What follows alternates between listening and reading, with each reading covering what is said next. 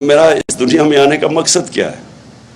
قرآن میں اللہ کہتا ہے کہ میں نے تمہیں کسی مقصد کے لیے پیدا کیا ہے۔ ہر انسان اپنا مقصد ڈھونڈتا ہے، لیکن وہ مقصد کریکٹڈ ہوتا ہے کہ آپ اپنے معاشرے کہ جتنا جتنا اللہ آپ کو نوازتا جائے، تعلیم دے، پیسہ دے، شہرت دے، پاور دے، ایک ہی امتحان انسان کا ہوتا ہے جو اللہ اور آخرت پہ مانتا ہے۔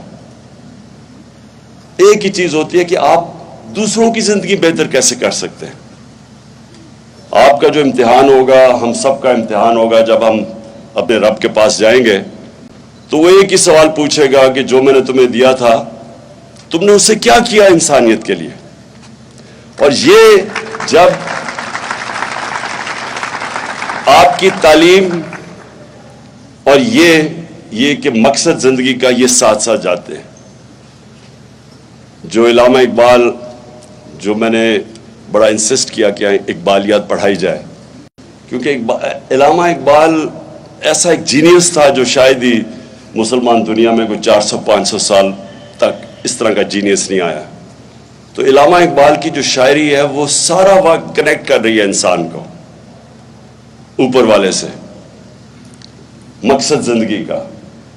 اور اسی مقصد کی زندگی کے اندر یہ بھی ہے کہ اللہ ہمیں، جب آپ لا الہ الا اللہ پڑھتے ہیں تو اصل میں آپ اپنی آزادی کا دعویٰ کر رہے ہیں، کیونکہ صرف آزاد انسان اوپر جاتا ہے۔ اقبال کا شاہین آزاد ہوتا ہے، زنجیریں توڑ کے وہ اوپر جاتا ہے۔ تو جو آپ کی ساری سٹرگل بھی ہوتی ہے زندگی کی، وہ یہ زنجیریں توڑنے والی ہوتی ہیں۔ ایک تو سب سے بڑی زنجیر ہے جہالت کی، جاہل لوگ آزاد نہیں ہو سکتے۔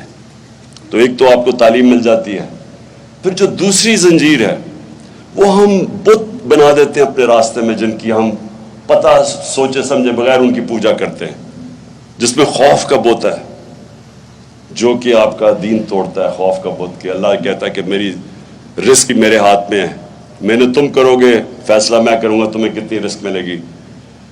ذلت عزت میرے ہاتھ میں ہے، کوئی تمہیں ذلیل نہیں کر سکتا۔ اور پھر زندگی موت اس کے ہاتھ میں ہے۔ یہ کیوں اللہ نے اپنے ہاتھ میں رکھا تھا؟ انسان کو آزاد کرنے کے لیے، یہ دن اس خوف سے آزاد کرنے کے لیے۔ اور پھر قرآن کی آیت ہے جو لوگ ایمان لے آئیں اللہ ان کے خوف دور کر دیتا ہے۔ تو جو بھی زندگی میں جس نے بھی بڑے کام کیے ہیں، جو بھی، وہ ہمیشہ آزاد ہوتا ہے۔ وہ ہمیشہ اس نے اپنے خوف کے اوپر قابو پا لیا ہوتا ہے۔ کرکٹر بھی ہے تو جو ہارنے سے ڈرتا ہے یا جو تیز بولر سے ڈرتا ہے، جب تک وہ خوف کے اوپر قابو نہیں پاتا بڑا کرکٹر نہیں بنتا۔ بزنس مین ہے جو ڈرتا ہے، نفع نقصان سے ڈرتا ہے، وہ بڑی رسک ہی نہیں لیتا، وہ اوپر ہی نہیں جا سکتا۔ جو سب سے بڑی میں مثال دیتا ہوں، جو سب سے پہلا آدمی ماؤنٹ ایوریسٹ کے اوپر سب سے اونچے پہاڑ پہ پہنچا تھا، اس سے پہلے سب مر گئے تھے، یا وہ مر گئے تھے یا وہ فیل ہو گئے تھے ماؤنٹ ایوریسٹ پر چڑھنے کے لیے۔ تو اس نے اپنے خوف کے اوپر قابو پا کے اس نے پھر فیصلہ کیا۔ لاجک نہیں تھی، جو علامہ اقبال سارا وقت کہتے ہیں کہ عقل کا غلام نہ بنو۔ عقل تو کہتی تھی کہ اوپر کوئی جو چڑھے گا یا مر جائے گا یا فیل ہو جائے گا۔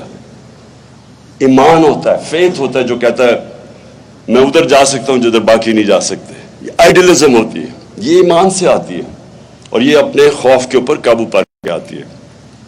تو آپ کے پاس ایک بڑی گولڈن اپرچونٹی ہے۔ ملک میں اللہ نے سب کچھ دیا ہے، ہماری بدقسمتی ہے کہ ہم کبھی حقیقی طور پہ آزاد نہیں ہوئے۔ فیصلے کوئی اور کرتا ہے ہمارے، باہر سے ڈکٹیشن آتی ہے۔ انصاف دوسری چیز آزاد کرتا ہے۔